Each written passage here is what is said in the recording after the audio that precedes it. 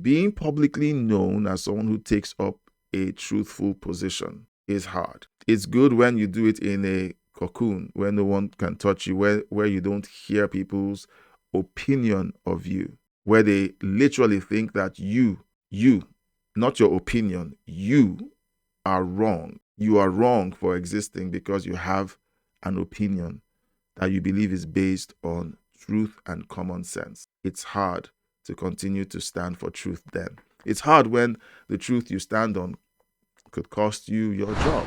Here's how my YouTube journey has changed my life. Now, if you're watching on either of my channels, because I have several channels, I want to thank you for supporting the content on those two channels. And I really want to ask that you continue to support what I'm doing on both channels because you know my views and my stand on what's going on in the world and politics. And you'll be shocked at how having an opinion that doesn't suit the narrative of people in your life changes how they begin to relate with you. And of course, I know that you might be going through the same thing. Privately, you may not have a YouTube channel or visibility like I do, and you don't have thousands of people sending you comments telling you what they think about your video, and then some of them having some racist undertones. But it's important that I share with you this journey and how it's affected me, and possibly make a connection with you as my audience. If you've noticed, my recent videos, I've had to keep the production simpler because I don't have enough time to create a more refined edit on the content. More on that later. So thank you for those of you who are on the channel that has over 10,000 subscribers. And for those of you who are on the newer channel with 182 subscribers, I'm really grateful for your support. And I'm really grateful that you're there watching my content, supporting, and the comments are just amazing. Thank you for being that supportive. Now, I had a conversation with a friend recently, and they opened up the conversation by asking me to help them with something. After I did, I decided to share my journey on YouTube with them because they knew when I was covering some other angle on YouTube, and they told me that they wanted to jump in on YouTube as well. So I felt that because we had a background on having that conversation, I should share the update on what I'm doing with YouTube and what I had learned, that maybe it could encourage him and help him out.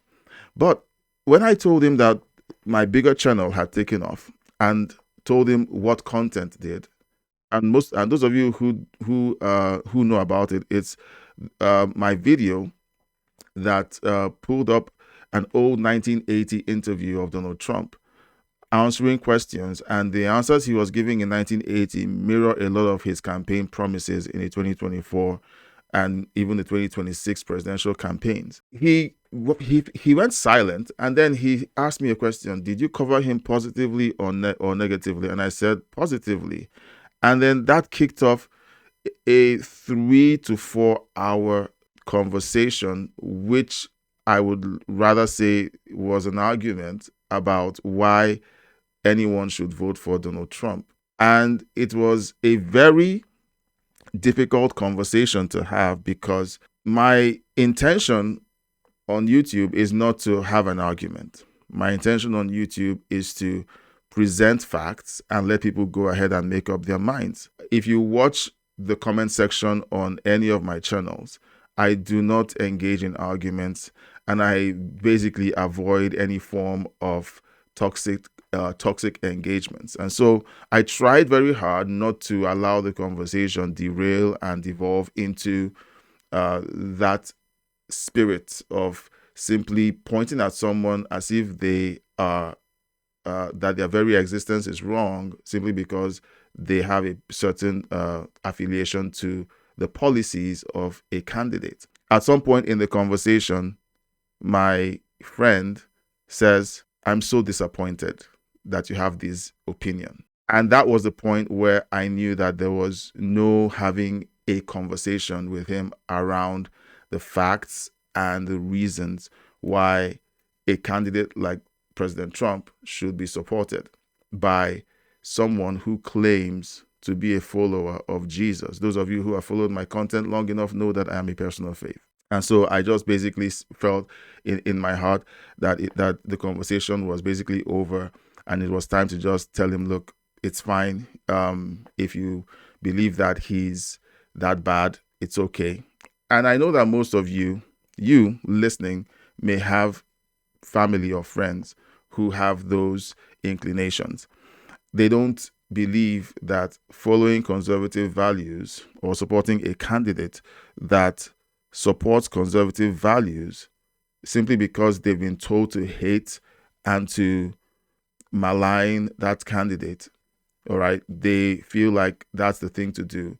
And then it spills over into your relationship with them. I thought that, this would be different, but it wasn't. Now, if you're watching this video and you saw the title, How My YouTube Journey Has Changed My Life, and you're an aspiring YouTuber and you jumped on and you have a different political leaning, all right, I'm going to just explain to you why someone like me would support President Trump's policies. You can see very clearly in the video, I am not Caucasian. I am of African descent. I was born in Nigeria. I lived in Nigeria my whole life.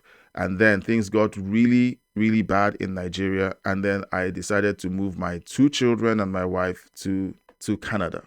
That is where I live right now. And then that is even a double whammy because of the back and forth going on between the US and Canada over tariffs. More on that later. And so the question is, why would you, an immigrant, support a president who campaigned on deporting immigrants? And that is what TDSBC would have you think. And I have said again and again, I'm not stupid. I can hear, and I followed President Trump's campaign a bit in 2016, and I followed it a whole lot in 2024. And even before that. And he has consistently said legal immigrants are not who he's talking about. But again and again, the mainstream media would frame the narrative and conflate conversations to make it look like President Trump is racist and his policies are dangerous to immigrants. So why do I support such a person if you're an immigrant living in a country that is currently in a tussle with tariffs over President Trump? Can't you see how bad he is? Here's why I support President Trump's policies. Because 1, they are the right kind of policies when you are ruling a country. It is the right of a country's leader to protect the rights and the safety and the prosperity of his citizens. He is not the president of the world. He is the president of the United States of America. And if his policies are America first, it would be great if other countries, my country of origin, for example, would have policies that are Nigeria first, whatever country you're from first, and they defend the rights and the privileges and the safety of their citizens. Why do we have an immigration surge across the world? It is because we have leaders across the world who have decided to adopt a globalist first policy other than a country first policy. It's as if, it's like me having kids and deciding that before my kids have food and shelter, I take care of kids on the street first. And that's really what a lot of countries have done. Now, that's for the Western countries. The third world countries are even worse. Well, kind of better, but, it's hard to say because when you see the impact of what they've done with governing third world countries, it's hard to say that they've done any better because here's what they do.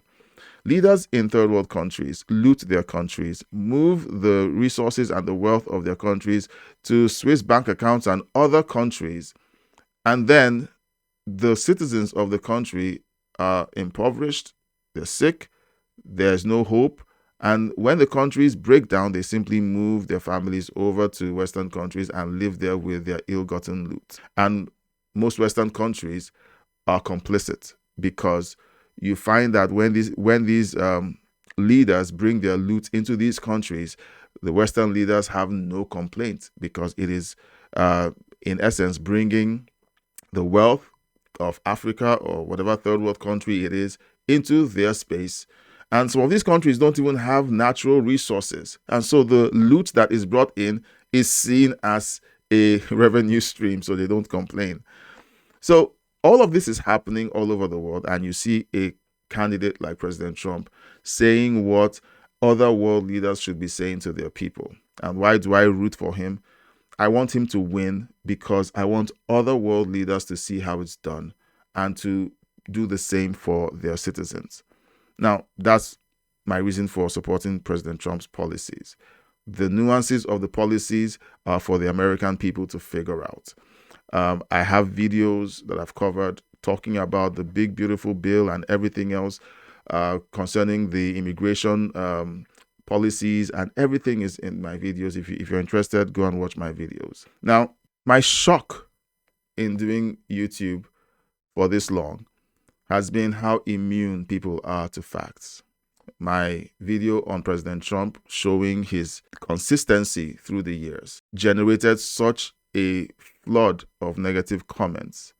And the video was meant to highlight how a man in politics shows integrity through the years. But every negative comment that flooded in repeated the mainstream media narrative of how, he's a loser, he's a racist, they just kept parroting the same things that we all know mainstream media has been spewing out. And then you try to have engage the chat and have conversations, and you could see that there is no hope for these people because they just are immune to fact. My conversation with my friend reflected this same attitude. No matter how many facts I came up with, it did not change his mind. He talked about the good people on both sides hoax.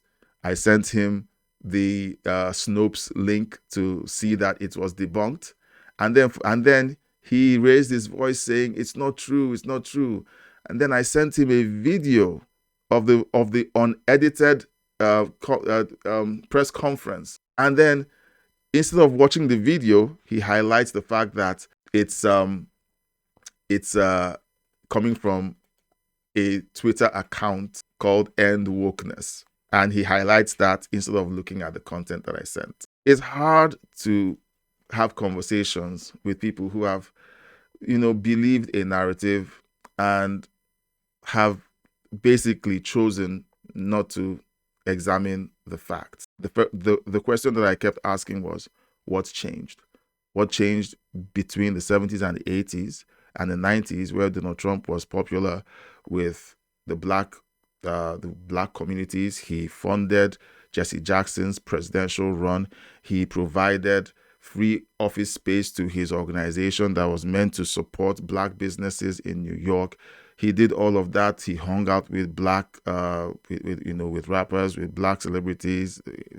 Black rappers consistently named him in their songs because he was so popular in the black community. What changed?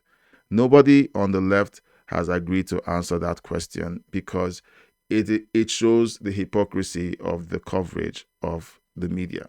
And then the worst case is when people who watch mainstream media listen to the content and don't simply think for themselves. This video is running too long and I don't want to, take so much of your time. I'm not even sure this video is going to do too well because this is breaking all the rules that I have for my videos with engagement and everything else. This is just me putting out content. And right now, in the middle of this video, I'm wondering if I'm going to publish this video, but I think I will. Now, what I want to encourage for you listening right now at this point in this story is that you should hold on to honesty because honesty ages well. Honesty ages well. One of the things that took place over the last couple of days is the Supreme Court ruling over the ICE crackdown in Los Angeles. When Gavin Newsom sued the Trump administration and said that they had no constitutional right to do what they did in Los Angeles, left-wing media were up in arms screaming, yes, since there's a suit in the courts, it means that Donald Trump is wrong. And that's the attitude that a lot of people who listen to mainstream media have. They look at a lawsuit and they're like, oh yes, since there's a lawsuit, he must be wrong. And I have said many times, wait until the ruling comes out. And then the ruling comes out. And you know what? They're losing their minds because the Supreme Court sided with Trump. Now you're going to start hearing, screams for the Supreme Court to be packed. But one of the things that shocks me is when you mention the fact that Trump went through the Supreme Court to try to bring his case about the 2020 elections, and the Supreme Court wouldn't even sit on the case. People on the left jump up and say, yes, because they found there was no standing. And we have issues with that, but hey, it's the rule of law. Now, today, when the Supreme Court passes a ruling that is not favorable to the leftists, they want to pack the Supreme Court. You never hear that coming from the right, only from the left. Now, why did I bring that up? Because when you're honest and truthful about your convictions and about what the facts really are, look for the facts, stand on the facts, always stand for truth. When you do that, you're on solid ground. And now we see that the facts that we've been following for a long time have been upheld by the Supreme Court. And you know what?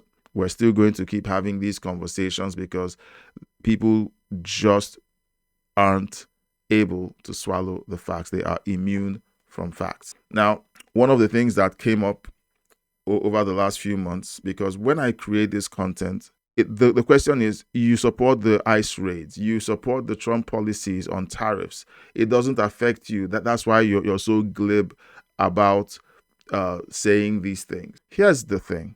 Everything that the Trump administration does affects everyone in the world, one way or the other, and more for some and less for others. I live in Canada.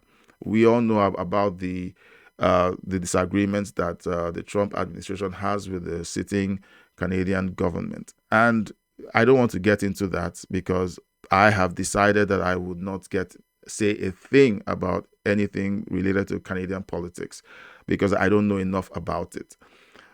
So we know about that. However, what people don't know is that when it comes to immigration, all right, my mom lived in the US for a long time. She overstayed her visa and then stayed for a while trying to figure out a way to remain in the country. And while she was doing that, she had a mental breakdown, she was diagnosed with early onset dementia and was sent back to Nigeria at the end of 2020. She just died in March of this year. It's a soft spot for me, and I'm just going over the cliff notes because the last time I tried to do this on a video, I couldn't, keep it together. So I'm just going over it.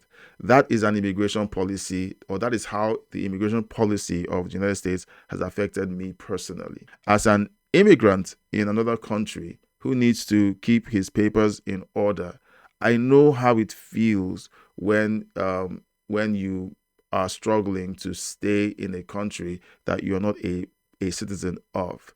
I understand that.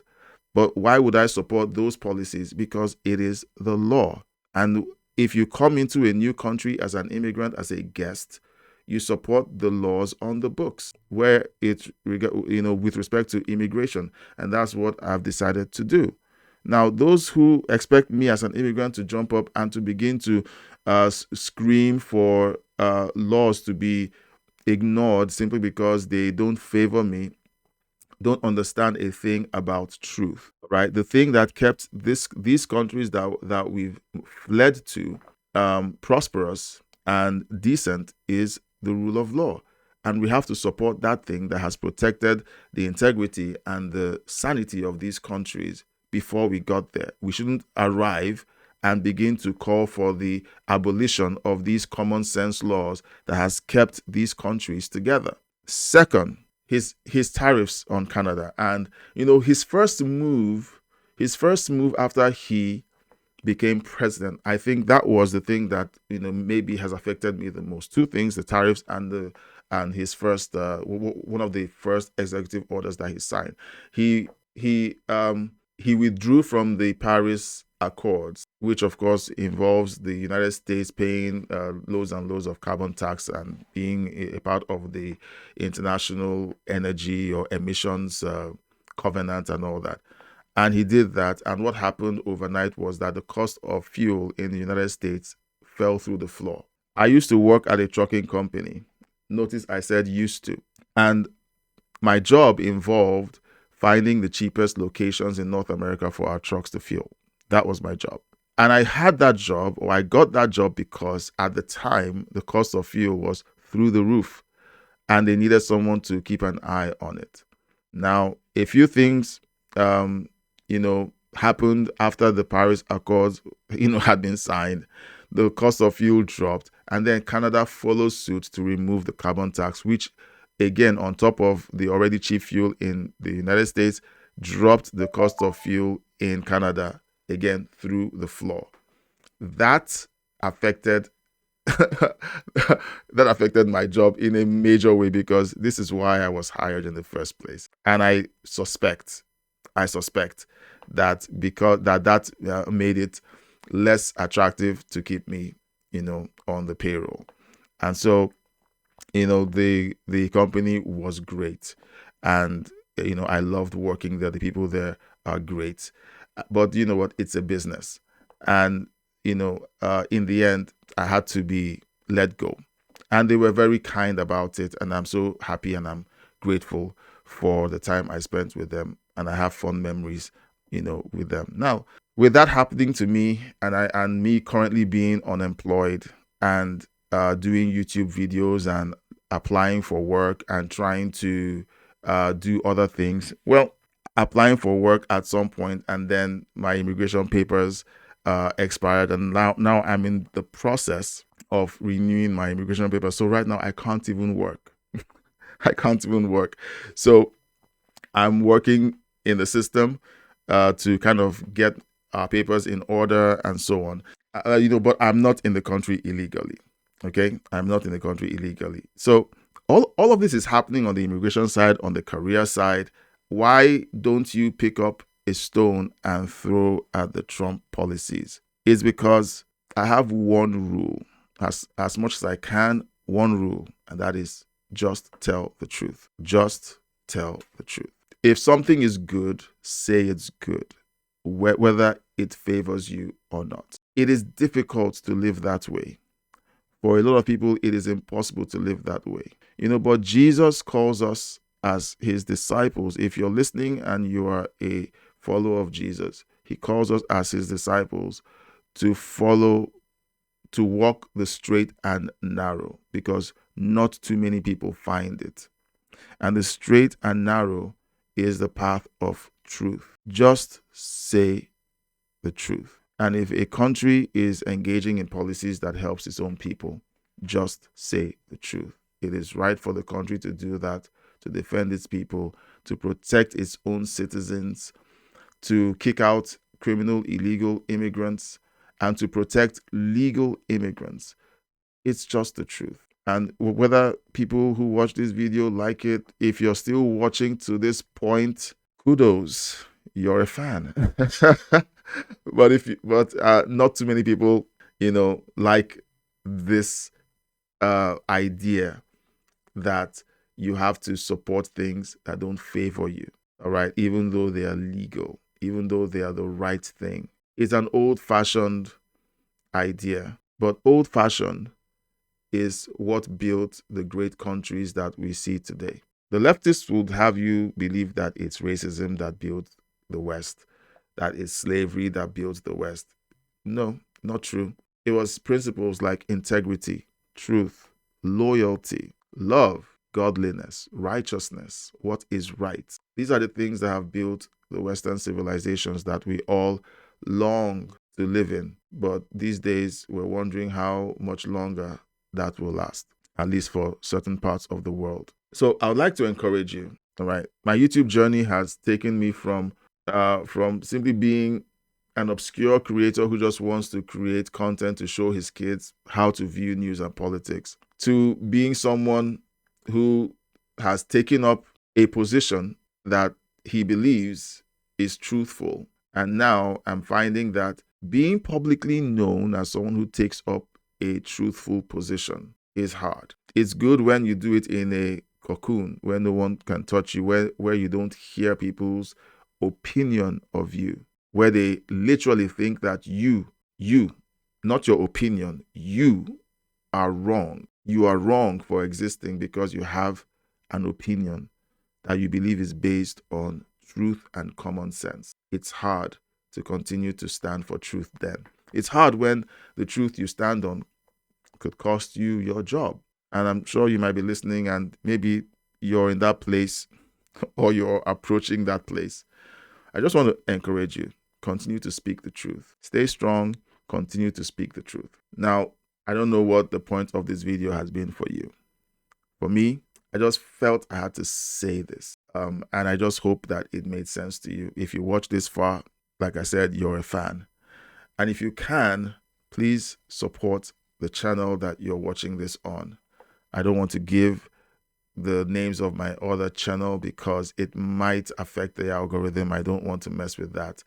Currently, YouTube is my only source of revenue, and I can't do any work while I'm processing my renewals. So this is my only source of revenue. So if you can, your support would really be a great help.